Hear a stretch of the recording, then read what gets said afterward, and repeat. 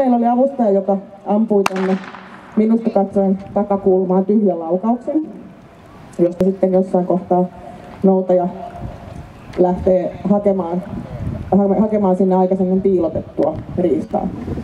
Ja sitten siitä tuli markkeerausheitto tuommoisella heittimellä, että saatiin se menemään vähän pidemmälle, ja nyt sitten spanielille heitettiin nouto, minkä se sai heti hakea. Langattomat sattumoisiin. Ja sitten laitetaan noutaja noutamaan paikasta dami, mihin on viety niitä, mutta ei suoranaisesti ole siinä kohtaa heitetty. Ja sitten spanielit lähtivät etenemään. Ja tänne on tuotu rekvisiitaksi hieman tämmöisiä kuusenoksia, koska ihan pelkällä ruohokentällä ne eivät välttämättä parhaimmalla mahdollisella tavalla työskentelisi. Eli ne etsii sieltä haavakkoja tuolta buskista, eli sinne on piilotettu noita noutoesineitä, eli dameja, jotta niillä on jotain löydettävääkin. Ja näinhän ne elävässä elämässäkin etsisi sitten riistaa. Ja nyt sitten lähetetään tuolle äsken heitetylle tai ammutulle valkoiselle damille täältä sitten noutaja. Eli tästä näkee hyvin sen, että spanielit työskentelee hyvin lähellä ohjaajaa ja noutajia sitten voidaan käyttää pidemmillä matkoilla. Ja erittäin tärkeä asia kaikissa näissä roduissa on tämä perustottelevaisuus, eli kaikki koirat, kuten huomaatte, ovat irti, seuraavat ohjaajansa välittömässä läheisyydessä ja tekevät toimenpiteitä tai näitä työtehtäviä ainoastaan silloin, kun niille siihen lupa annetaan. Ja erittäin tyypillistä on myös se, että kun laukauskohta taas kajahtaa, niin spanielit esimerkiksi pysähtyy siinä kohtaa katsomaan. Noutajat, jos olisi liikkeellä, niin toki hekin, mutta tässä kohtaan he olivat paikallaan. Mutta spanielille tyypillistä on se, että kun laukaus kajahtaa, niin ne pysähtyvät odottamaan lisäohjeita.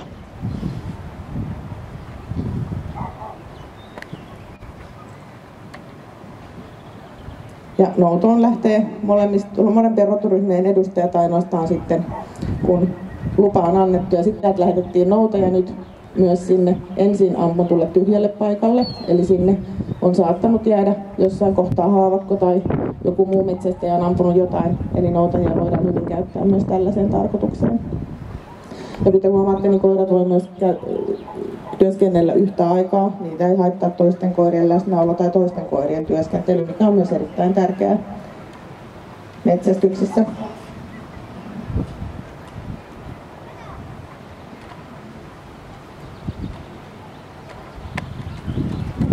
Sitten vielä vähän tästä roduista, kun nämä on kaikki näitä käyttölinjaisia koiria, niin Labradori, joka on 3 vuotta ja Suomen suosituin rotu, niin niissä käyttölinjaisia on noin 1/5 koko populaatiosta.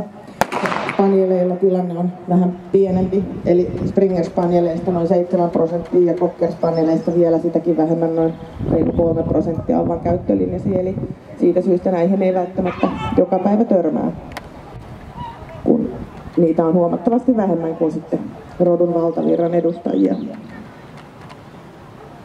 Ja nämä käyttölinjaiset on Labradorin noutajissa tuotu Suomeen tuossa 70-luvulla, spanieleissa vasta noin 80-luvulla, eli niitä ei ole ihan alun alkaen täällä ollutkaan.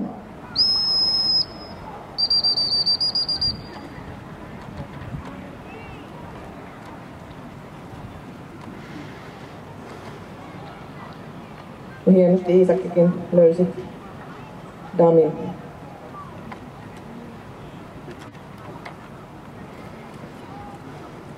Ja sitten taas jatketaan matkaa eteenpäin. Ja sieltä sitten villikoiralle löytyi vielä yksi dami haettavaksi. Ja kuten aiemmin mainitsin, niin tämä perustottelevaisuus täytyy olla hyvin hallinnassa. Valtoimenaan juoksentelevasta koirasta ei ole kenellekään mitään iloa metsästyksessä eikä missään muussakaan. Eli perushallinta, että koira osaa seurata, niin kuin noutajista näkee, on hyviä passeja.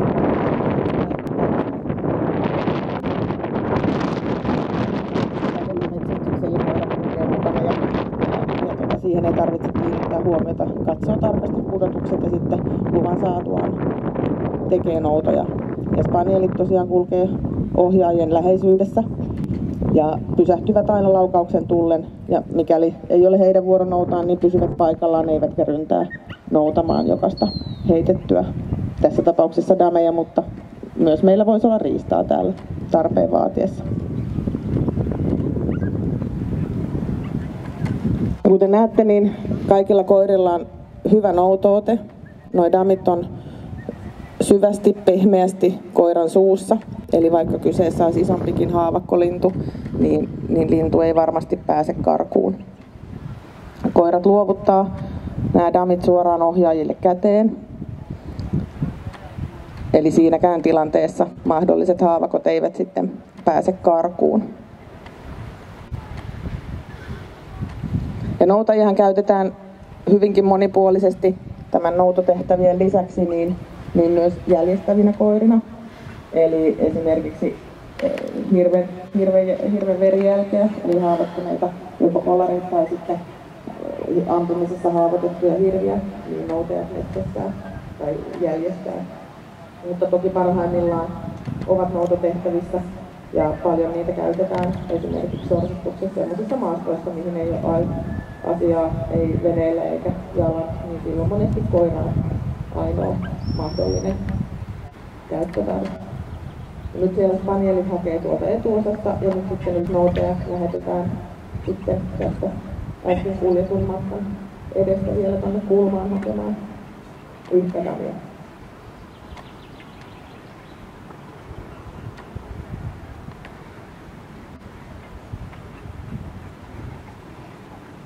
Myöskin spanieleita voidaan käyttää sorsametsällä.